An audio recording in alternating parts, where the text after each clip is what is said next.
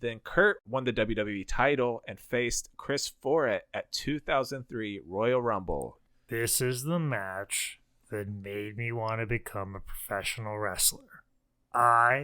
Before this match, felt that there was no way I could ever be a pro wrestler. The Rock was 6'5", Stone Cold was 6'3", and I was like, man, I'm like 5'11" at best. Like, I'm not as little did I know. A lot of these guys were exaggerating their heights, and I was like the same size or taller than Shawn Michaels and roughly the same size as Bret Hart. But like, I was just heard that these guys were just monsters, and like, I would never be as big as them. I could never have as much charisma. There's no way. And the type of wrestling I want to do is more similar to Benoit and Kurt Angle, but they're never going to feature that as the top thing. That's always going to be the mid-card thing. What am I going to do here?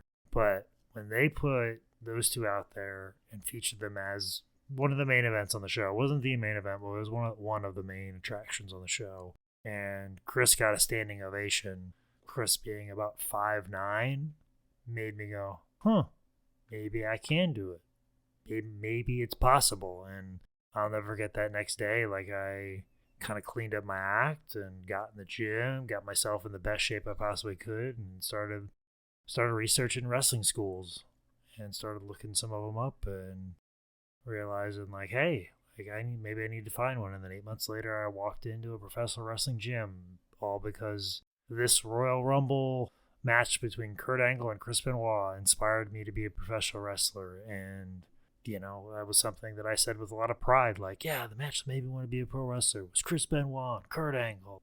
That's something you could say with a lot of pride, and you'd be like, oh, I know what type of wrestler you are. You're a wrestler's wrestler, when he said something like that. And I can't really say that anymore with a lot of pride, but that's what this match did for me, and I gotta believe I wasn't the only one.